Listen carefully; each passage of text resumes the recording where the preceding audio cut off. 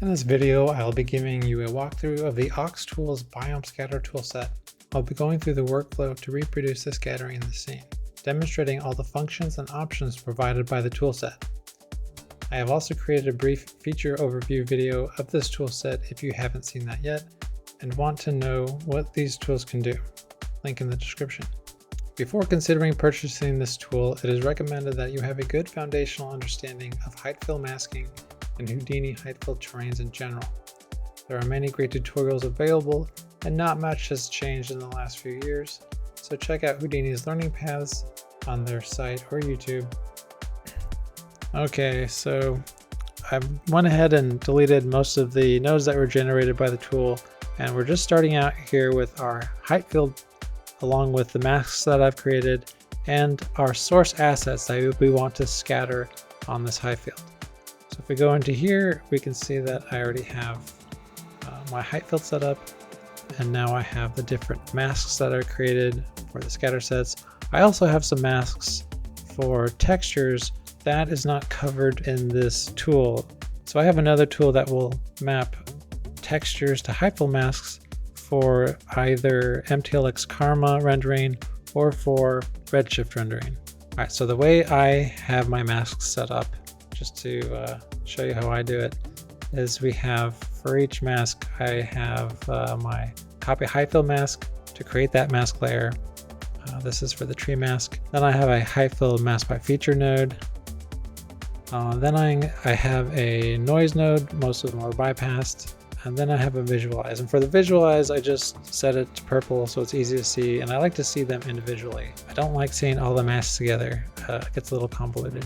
Okay, so I've also included a handy tool up here in the Aux Biomes toolbar to help you get started on your masking. So just basically go to where your masks need to start. Go ahead and click on this new height fill mask by feature, and let's just create a bunch here. We have tree, grass, and bushes, let's say. I'll press OK. So this will just create what I have down here, those nodes that I explained. So at the end of that, you should create a null node, and I call mine scatter, and this is also picked up by the tool by default, and I'll show you that in a minute. So from this node, we will create all the scatter nodes for all the assets to scatter on. And so you'll see what that looks like later in the tutorial. Okay, so we know we have our height field and all our masks ready. The next step is to make sure your assets are in a format that the tool can easily consume. And how that format looks is we have a subnet per asset, and in these assets they can have many variants. So let's take the buffalo grass. The buffalo grass has 13 variants, and the tool will go in and look for a substring to match on to know all the variants that go in this scatter set. So a good substring that I use, and the one that is set by default, is capital VAR. These are case sensitive. Another feature of this is if you have a proxy for the scatter set that you want to use. So here I've created a low poly proxy that we can use after we've scattered and we're looking at the scene. So if we just name this proxy, all caps, then the tool will go through and pick this up as a variant because it can have as many variants as it wants. Then the proxy will be used for the whole scatter set. So another note is, for example, back to the buffalo grass. If you have other nodes in here that also have capital VAR and they are not variants, that will try to treat those as variants. So make sure that whatever substring you choose for this scatter set is unique to the nodes that you want to import. And this will make more sense in a minute. All right, so before we go any further, I wanted to mention that I will be including a HIP file for this project, but I will only be including the height field with some height field masks set up. I will not be including the assets, as most of these assets come from Epic's Quixel Mixer, which is free with an Epic account if the intent is to export to Unreal Engine. All right, so now that we went over what is needed for the height field and how to set up your subnets, now we can start working with the HDA node. So if you type in aux, it should show up as aux Biome controller if you install the plugin correctly. Now I already have one set up and I'm going to go ahead and use it, as it has some configurations that are maintained that I want to take advantage of. In our first tab, main controller, we have some important configurations. This first field, height field scatter node. This is the scatter node that I showed you earlier in the height field, which I just have named scattered. And because this is the value by default, I just like to name it all caps scatter. So that is picked up by the tool, the tool's default value here. I also have my height field just named HF. Now this can be changed and to match whatever you have set up for these. Okay, the next is user preset path. So this tool takes advantage of automatically loading and saving presets based on the directory that you have here. If you don't want to convolute your own user preset directory, go ahead and specify another directory and it will save these there. Use Redshift pack prim instancing. This is only if you're using Redshift. Don't worry about it if you're not. If you are using Redshift, this will just go ahead and set up the render controller nodes to be ready for the packed prim instancing from the scattering. And this last one, unpack Alembic imports. Just a handy option for some of the assets that I import from other programs. Some of the Alembic imports need to be unpacked so that the materials can be properly assigned to their groups. So in general, just leave these marked. So the goal here in this first tab is to take all these scatter sources and turn them into scatter sets and scatter groups. So a scatter set is basically just that set of an asset and its variants. Scatter group is one or more of these scatter sets, which will be scattered to the same height field scatter mask. And all right, let me go ahead and delete everything we have here already.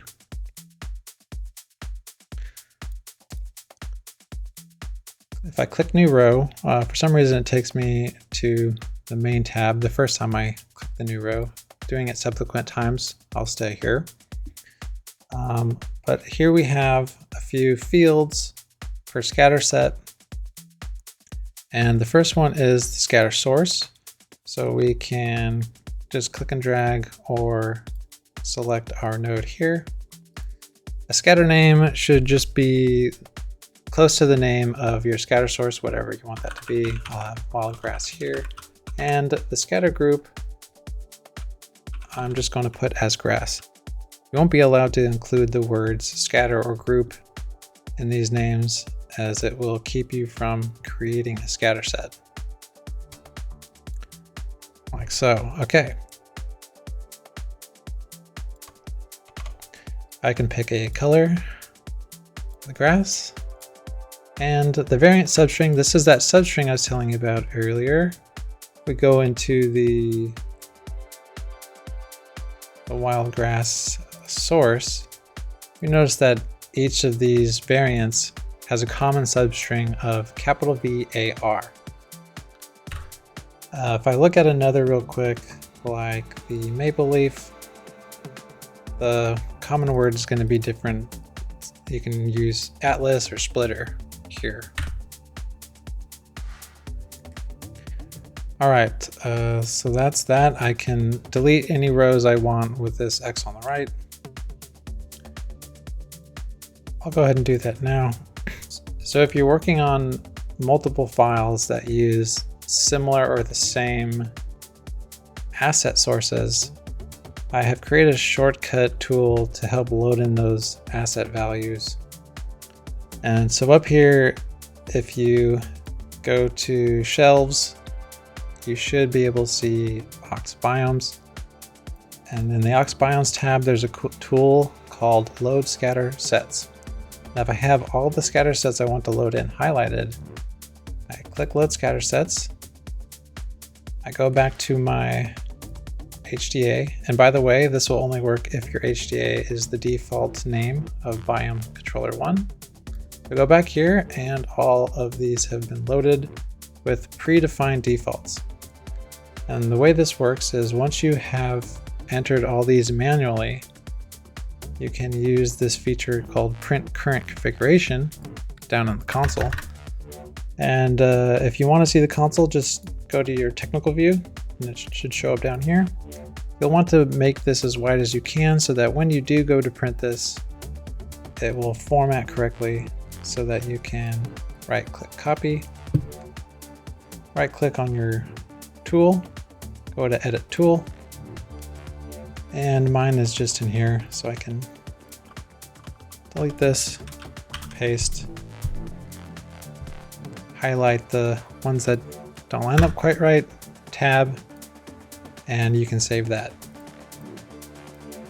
So once I have all these set up, you'll notice that they have different variant substrings, different colors I've chosen. Some of them have the same scatter group. These will be scattered on the same scatter mask and the height field scattering. Appropriate scatter names. And I'll go ahead now and generate the scatter sets.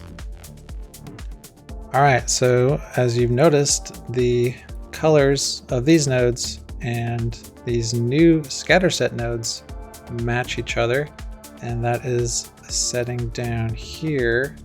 So these nodes will always generate near the Biome controller node, but on subsequent runs, any new nodes will show up here at the top over any nodes that are already there. If you do run this again with the same nodes, it will just replace them in place and not move the nodes at all. So we can just run that again, and it deletes all of these nodes and recreates them. Okay, delete all rows does what you think it would, but we can again easily go in and we'll load them all back up.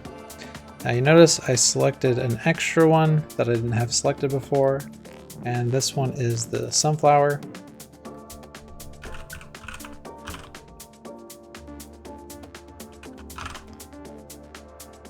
That yellow. Notice that I did include this, but now this new one will not be included in the load scatter sets unless I print that and save it as I showed before. All right, color variants. So the way this works is the color that you've chosen for your node. If you go into this scatter set that was generated, here are all the variants set up along with their proxies. And if we take a look at these variants, they're pretty similar in color. There is a little bit of randomness that's thrown in, and that's controlled by this color variance. Now, the higher the value, the lower the variance. That's just how I have it set up. It was convenient to do it this way. So if we had a lower value, like say 2, around 3, let's go back up and run this again. And check out our wild grass, and we will notice that there was absolutely no difference. It's pretty much the same as before. And the reason for that is we have an option checked here, copy scatter set parameters for subsequent runs. So what this does is if we make any changes here for like a transform or a color for a particular variant, we can keep those values for subsequent runs when generating the scatter sets. So if I have that unchecked and I run this again, and I check my outputs, the colors are quite different than just, they vary greatly from the green that was set for them. This variant substring default value is the value that will be placed here for new row, or if you include an asset when using the load scatter sets that doesn't have an entry match. All right, now that we have our scatter sets all created, it's time to create the scatter bridge. So when we run this create scatter bridge function, it'll scan the object node network for any nodes with a substring scatter set. This is why it's important to not change any of the names of the scatter sets generated by the Biome controller. So let's go ahead and create those now. If we go into the scatter set, we can see that each of the scatter sets have been merged in along with their variants. The wildgrass and bubblegrass scatter sets are part of the same scatter group and are merged in here and will use the same scatter mask in the height field scattering. Two important things we can modify here in the scatter bridge are transforms and weights. Weights come into play when there are more than one scatter set per scatter group and are used to adjust the ratio of each scatter set in the scatter group. Each scatter set has its own transform, and each scatter group has its own transform. For each scatter group, a row has been generated in this tab.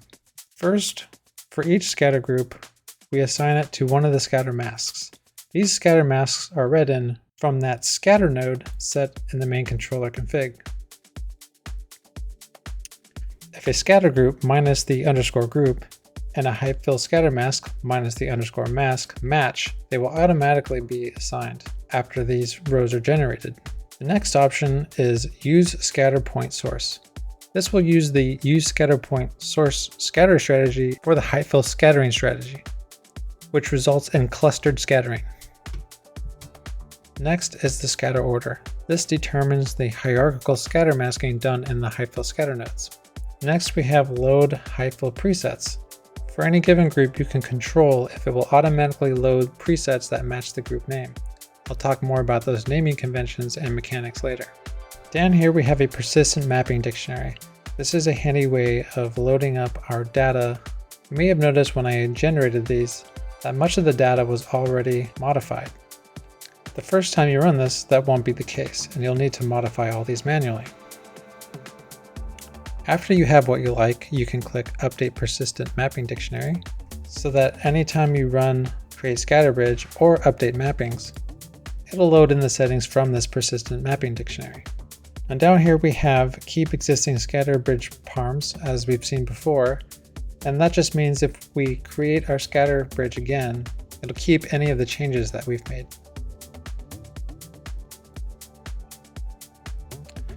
This last option just makes it so that when we run the scatter bridge again, it'll keep an old version of the scatter bridge in case we have something useful there that we don't want deleted. All right, now with our scatter bridge ready and our height fill groups mapped to height fill masks, we can run the scattering. So what this will do is it'll pick up all this information and generate the height field scattering nodes. Okay, so let's go ahead and run it. This will take a while, and I highly recommend using a smaller height field for your start. Okay, now what we see here first are all the proxies by default. If you want to go ahead and take a look at the original geometries, you can click Unset Proxy All. Now this immediately runs into the issue of seeing our polygon limit for the viewport. So I'll go ahead and set that back to Set Proxy All. All right, let's take a look at what has been generated in our height field. So for each scatter group, we have some nodes that have been created according to the order that we specified in the Scatter Bridge tab. So starting off of our scatter node, we have our first scatter set group, which was the red tree group. If I look in here, I can see just the individual output of each scatter set. And you'll notice that some of these have two of these purple height field scatter nodes and some only have one. The ones that have two are the ones that were set to use the use scatter point source. And this creates that grouping effect I mentioned earlier.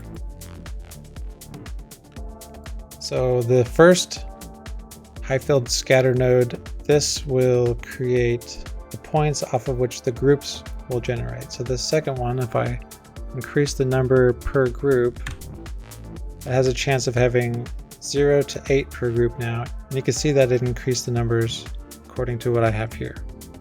All right, I'll set that back to 2. The rest of these nodes have to do with the hierarchical masking. These mask by object nodes take the scattered instances and creates a mask from those. And we can see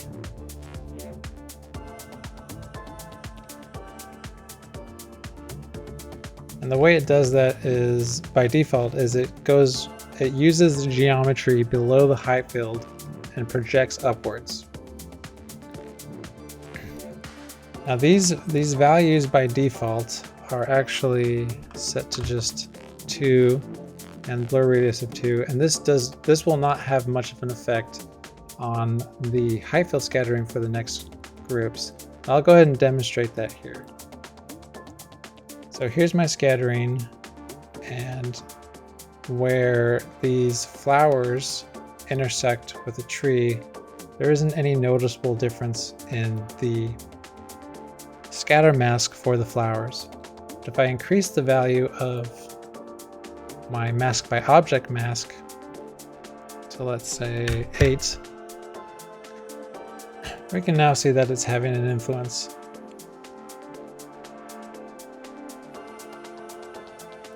Set to 11, make it a little more obvious. Alright, so this hierarchical masking will apply to the next scatter group as well as all subsequent scatter groups. If we view the rocks group, we can see that not only is it avoiding the tree mask, it is also avoiding the boulders.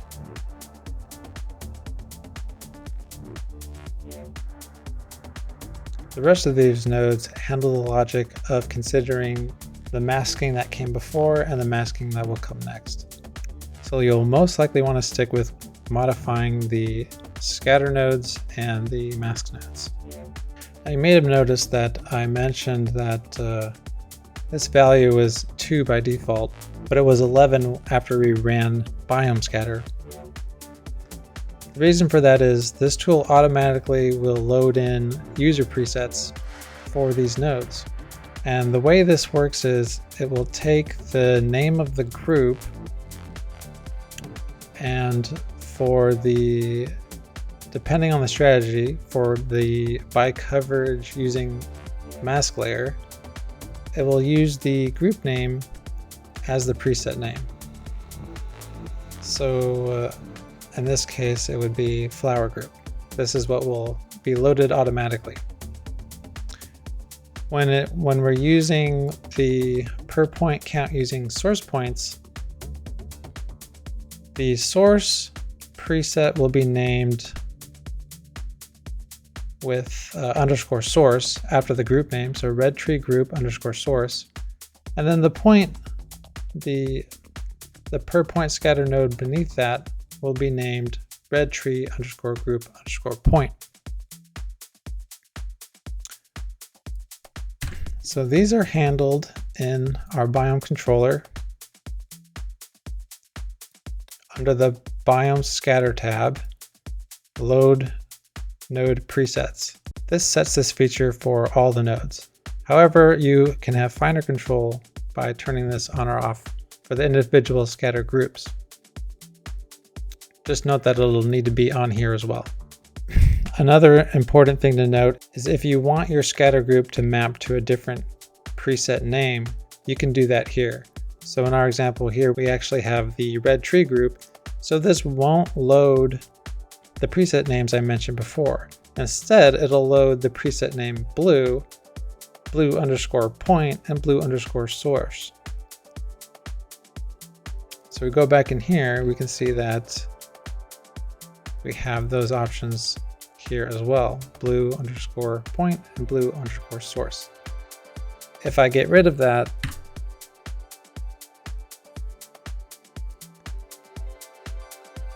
then it'll go back to, if I get rid of that, it'll just go back to behaving as expected and use the scatter group name. Once you have made the adjustments you want to your height field scattering nodes, you can save all those presets by clicking here on Save Height Field Presets. So if we go ahead and make a change, we can see how that works. So I will put in 20 trees for scatter set. Go back up. Save Height Field Presets. I'm going to go ahead and uncheck Keep Existing Height Field Parameters as This will keep whatever is there right now. And I will now run the biome scatter. This will go and delete the current nodes in node network and create all new nodes. And then load up the load presets.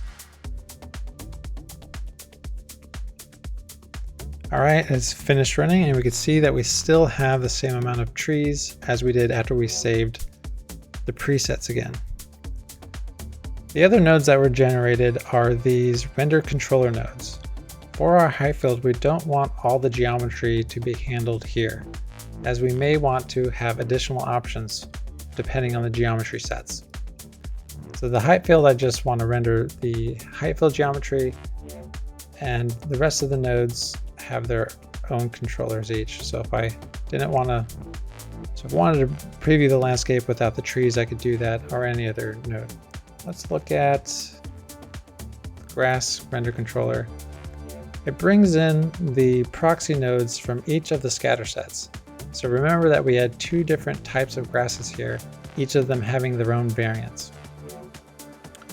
This node off to the right here, this is importing the scatter geometry from the height field scattering nodes. And we have the render flag set on them. But we have the display flag set on this copy to points, which takes all the points from the height field scattering and copies the proxies to them. Now you're not going to want to modify much of anything in here except for this additional transform. This scatter bridge XForm adjust, this maps to the scatter bridge transform for the group so that the proxies can be the proper size. The additional transform is a useful transform that could be used to get a better representation of the actual geometry. So by default, the boxes resemble pretty much a bounding box of the objects. But since this is grass, it isn't a good viewport representation. So I've also included a merge all here so that we can take a look at both the geometry and the proxy together to get to a better alignment. So if I go ahead and go in here, I can set the scale a little lower and start to see my grass. And so that looks a little better to me. Maybe even a little less on height. You'll notice that brings our boxes up a bit from the ground, so I'll go ahead and transform that a little bit down, and I feel like that's a better representation. A little too low, I guess.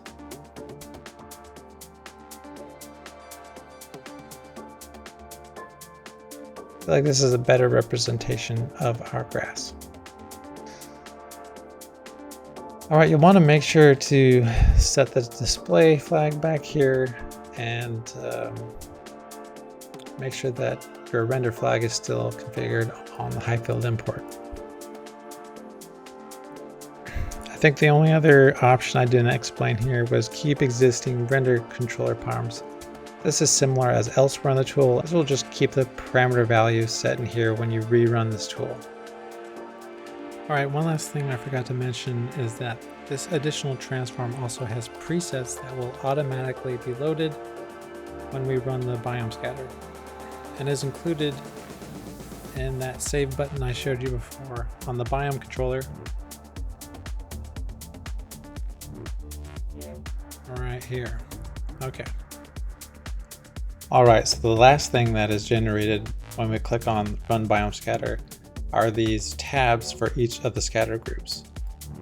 These vex parameters map to a vex that is created inside of the height field scatter nodes. So if we look in our flower group, we have this node that was created and it applies a vex right before the scattering. So this is mapped to that tab in the controller. So all these have a default vex snippet that I've included, and I am definitely no vex expert. So I did set these values to the most non-intrusive values. So there is essentially no pluck and no fall off. if anyone has a better idea of how to implement these, you can message me and I would love to implement a better solution for implementing Vex for our height field scattering, especially for the fall off and pluck. And so right now I don't have a way to delete these tabs. It's actually quite a pain to deal with tabs and HDAs, especially when they're generated automatically. So the best way to do that is just to delete all spare parameters, but that'll delete everything you have loaded up in each of the tabs, except for it'll leave the non-auto-generated parameters and their values, which is very nice. Okay, on to the LOD and proxy tab. All right, so I believe I mentioned this before, but all these by default come in as proxies. You can unset the proxies and it'll have the original geometry. Problem is it is quite slow in the viewport, especially when you scale up the landscape. It will slow down to a crawl. Also, you'll start to see a lot of bounding boxes, which I feel is a very poor representation of the objects and difficult to see what the render is going to look like. So we can also set individual proxies. So if I wanted to see what the grass looked like, I can go ahead and set that, see the grass, while maintaining performance in the viewport and able to see all my assets still. The last thing are the LODs, and those are created. We generate the scatter sets. So I had already deleted all spare parameters before. That's why they're gone. So I will go ahead and generate scatter sets again. And we see that a couple of our source assets had the LOD switches as I described earlier. And so now for the sunflowers and wild grass, I actually don't have the flowers on. Let me go ahead and turn those on. So for those two, let's go ahead and toggle their proxies to be off so that we can see the LODs. So the flower group and grass group.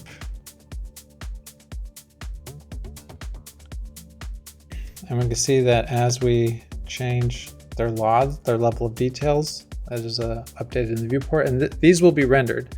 The proxies will not be rendered, that's DisplayPort only. But these LODs are what will be rendered. And then the maximum is a card. And if you have many of these, you can set all to LOD 0 at once, all to LOD max at once. Okay, so that's the LOD proxy tab. Last we have our utils tab.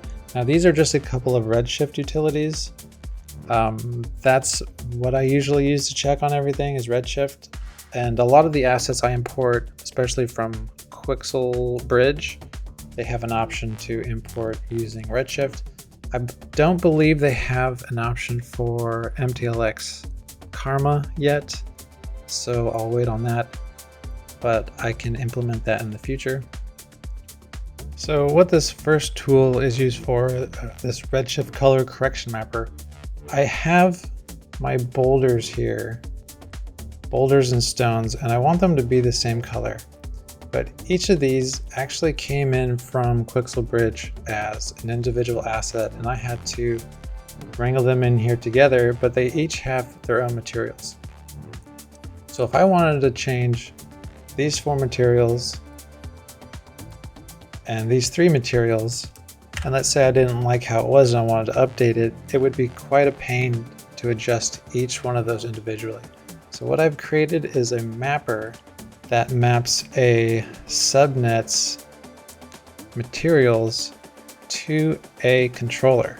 So I have my controller here, this Redshift color correction node.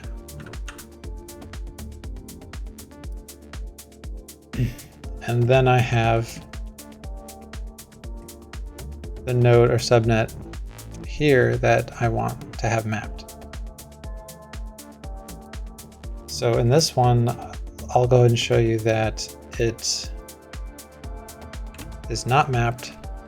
We can go to color correction. It is has its own values, not connected to anything else by reference. I'll go ahead and put that in here. And if I bind color correction, go in here, go back in. Now we can see that is referencing that controller, that color correction controller that we have set up. So do that for each of the subnets that you want. This is just an example. These are just examples that weren't mapped yet, but all I had to do was do this for the boulder subnet and run it, and then I did it for the stones. And that collected all of the materials within those networks and bound any color correction nodes to my master controller.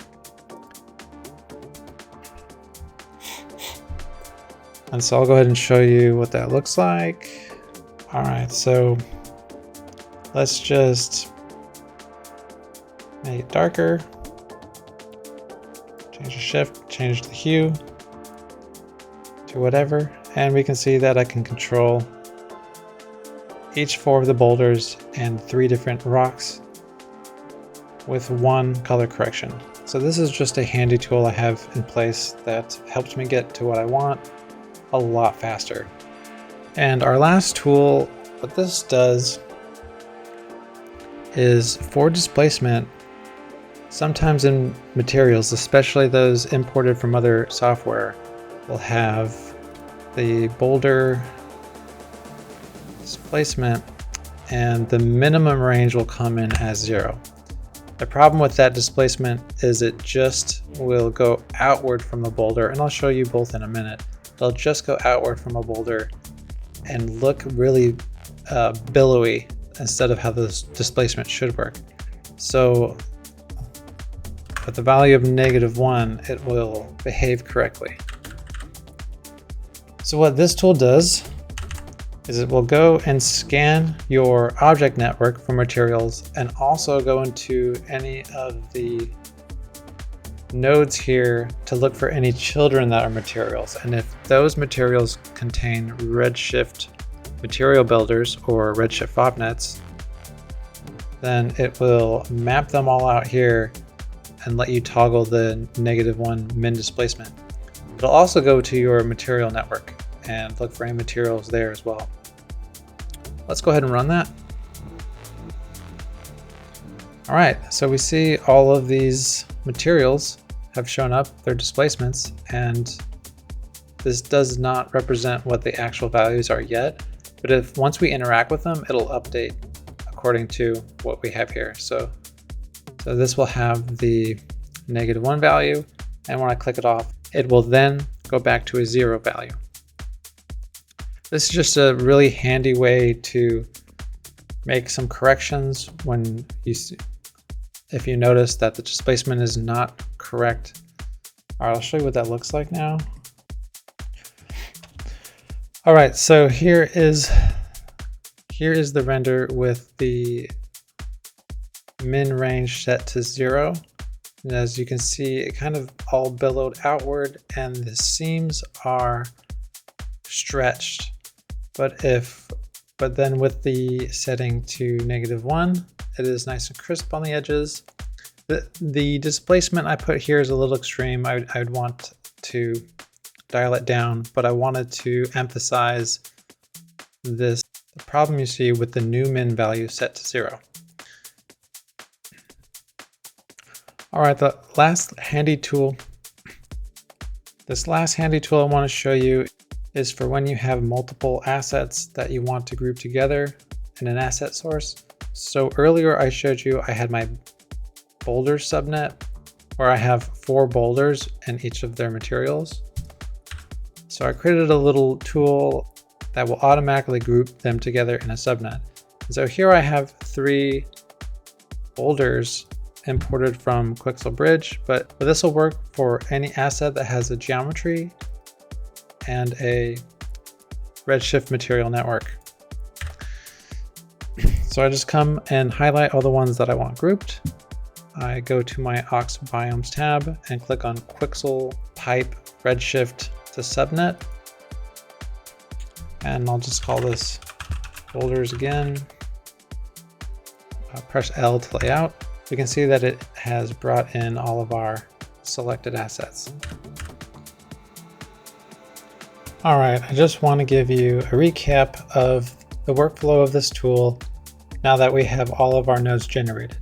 So we started with our asset sources and we brought them into our biome controller. We then generated the scatter sets, and we can do that again at any time. If we want to change, no, let's make the trees black. Why not? I could have just clicked that just for that, but I'm running generate scatter sets. It has updated that color and overrode it in place. Remember that any of the values in here will persist to the new nodes. The next step is to create that scatter bridge. So we can just run that again. It deletes and recreates the node. All our generated nodes are here. Again, any of the values that were there before will be kept for the new node. But if you delete this node and rerun create scatter bridge node, then all those values will be lost. All right, then our next step is to fill out this information here before running the run biome scatter. Go ahead and click that again. All right, that has finished running. And so that's pretty much it. We have our sources. We have our asset sources that we create scatter sets for, so that each of the variants are brought in and given proxies. We create a scatter bridge that brings the scatter sets and will organize them by scatter group with additional modifications that we can make. And then when we run the biome scatter, we create the height field scatter nodes with the hierarchical masking along with all these render controller nodes so that we can control how each of the scatter groups are rendered. And that's it for that. All right, so this is a very large tool with many moving parts. So I'd like to talk a little bit about troubleshooting problems you may run into and some strategies you may want to try out. So first of all, we are going to talk about the parameters. A lot of parameters are auto-generated.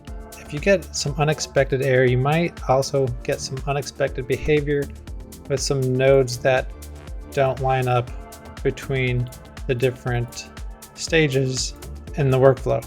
So if you just come up to the gear and delete all spare parameters, it will get rid of any of the auto-generated parameters, and it's a way to kind of start fresh with the tool. It does keep any of the values that are not auto-generated, which is nice. Okay, so that's one thing. The next thing you could do is delete generated nodes. So I'll go ahead and show you how easy that is. Let's say there was a problem somewhere in these nodes, and yes, we do lose the values that may have been modified in here, but usually I find that I don't do that too often, so I'll go ahead and delete these. And if I go back here, I want to recreate all those, and as I mentioned before, we can easily do that by just selecting all of these. I'm going to leave the sunflower out. That was just an example that I was using before.